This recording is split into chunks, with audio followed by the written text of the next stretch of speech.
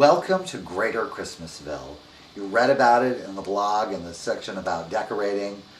Resist the urge to honk for hamburgers, though. Even if you read about it in Traditions, it might hurt my feelings. Okay, so we've invited you here for a very special occasion. I want to announce that starting now, and you can buy copies of my book, Say Uncle, electronically. There'll be places above me in the tabs, and probably also below. There'll be links that you can click on that will take you to those places where the book is available electronically, and you can begin to have even more of me in your day-to-day life. I'm really happy about this. You've probably read some in the blog of the month-long, or I guess it's been about 3 months now, that it's taken me to get the book together and to this place, and I hope that now that we've got the hang of it, we can start bringing out both the sequel to Say Uncle and other works of mine, and make them available in this way as well. Okay, so to mark the occasion, we wanted to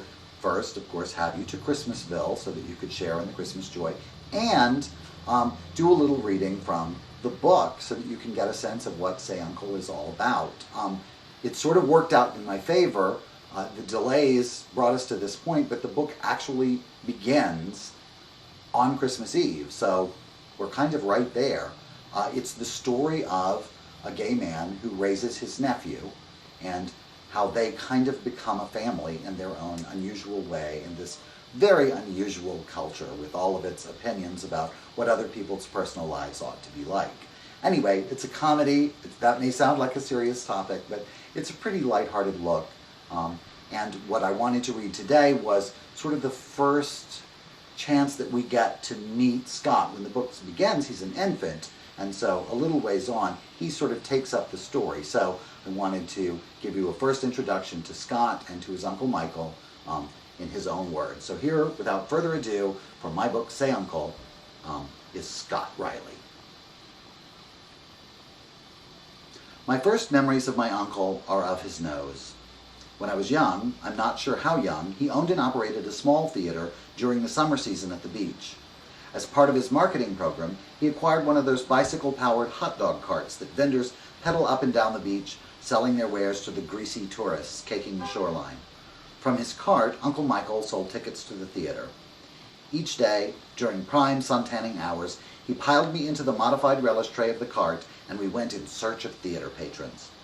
From my vantage under the green and white canvas umbrella affixed to the cart, my gaze fell not where we were headed, but back into the face of the cart's power source, Uncle Michael. It was quite a face.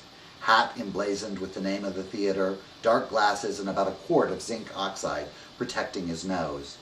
The white contrast against tan skin and ebony glasses made his nose float, disembodied, before my eyes. 6 hours a day, 5 days a week, I probably never spent so much time since looking into his face.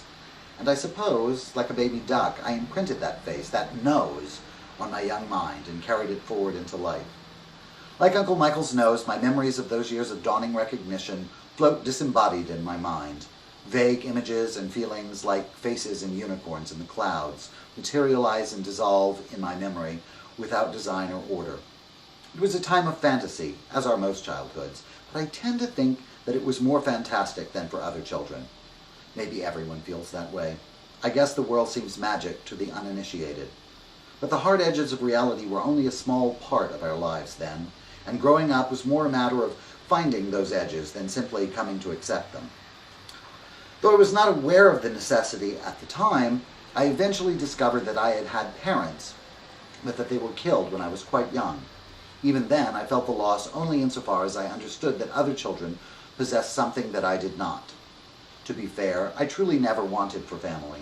I grew up in a world of adults, all of whom were my aunt or uncle somebody, in that casual sense that the title is granted to imply closeness without establishing a specific relationship with a child who has no need or understanding of such things.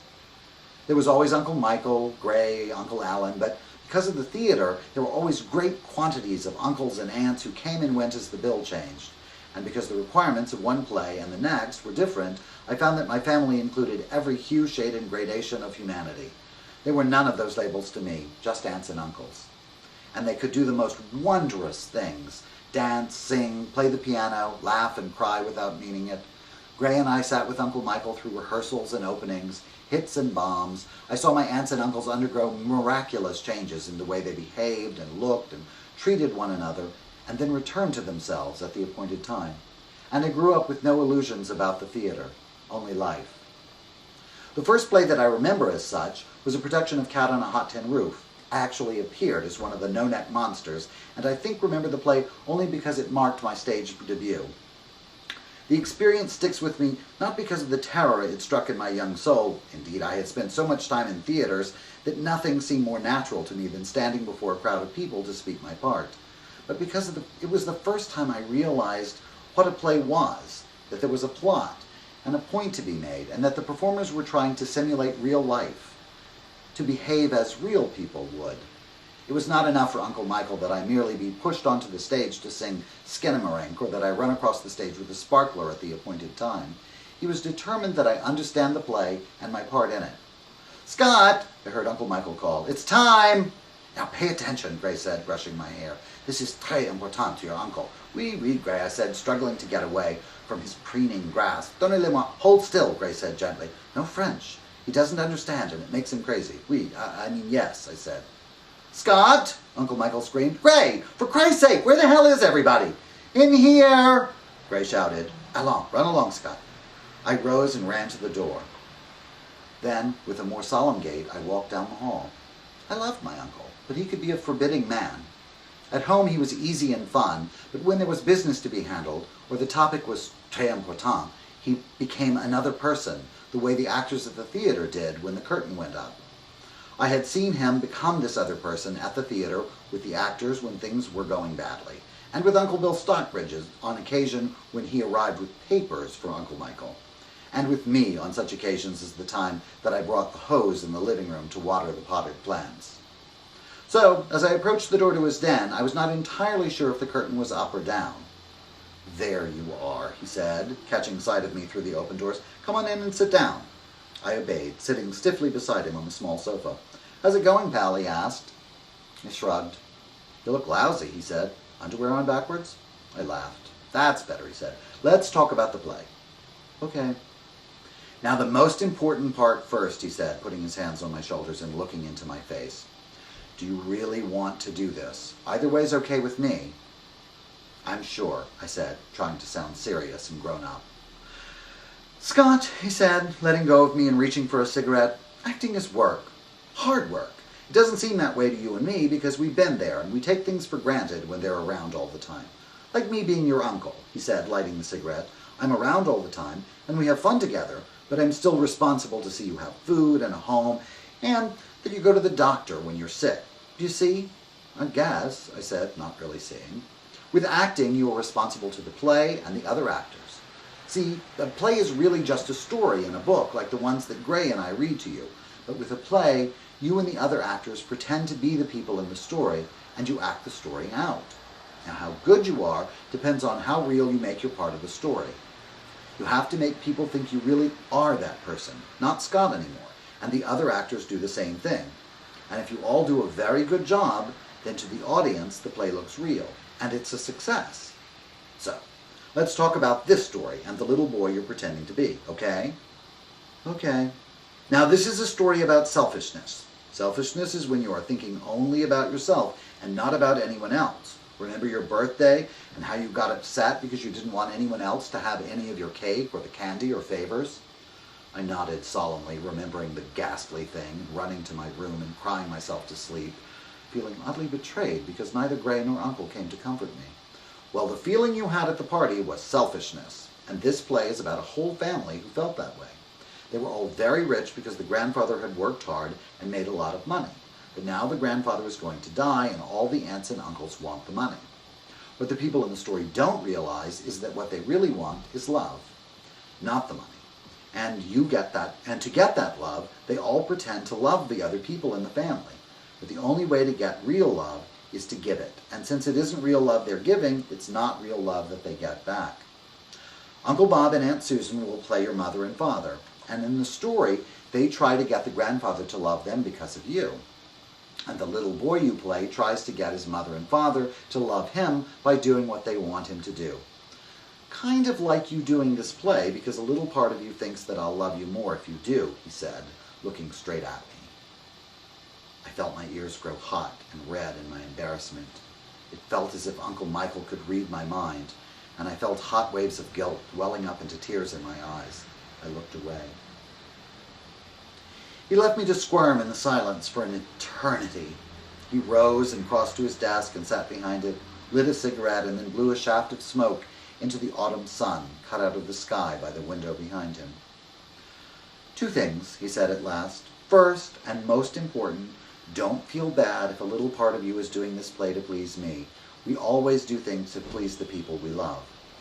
But I will love you just as much if you don't do the play. I want you to do what you want to do. I love you for who you are. That's real love, okay? Yes, Uncle, I said. I really do want to. Good man, he said. Come give me a hug. I ran to the safety of his lap, and he held me there, caught with him in the smoke, in the warm shaft of light, the rest of the world hazy and dark around us. All right, he said, perching me on his knee. The second part is harder to understand, but très important. I smiled in response. You must try very hard to remember that feeling that you just had when I told you your secret. Those feelings were real, and that's the way the people in this story feel. Your job is to convince the audience that you feel that way during the play. And to do it, you must know how it really feels and pretend you really feel that way. That is acting, and it's the work of art, to capture real human feelings. Can you do that? I'll try, I said, not wanting him to catch me again. Good, he said, lifting me down. Now go and play. Gray will help you with your part tomorrow. It's up to you to make it real. And so I came to be in my first play. Of it I have blurred remembrances of the tension and triumph that are always backstage, and of the tears in Uncle Michael's eyes as he embraced me after the opening night. But mostly I have the memory of my first acting lesson.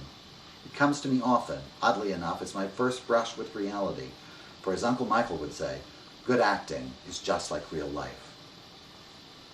All right, well that's a taste. I hope it's a good taste. There's a lot more.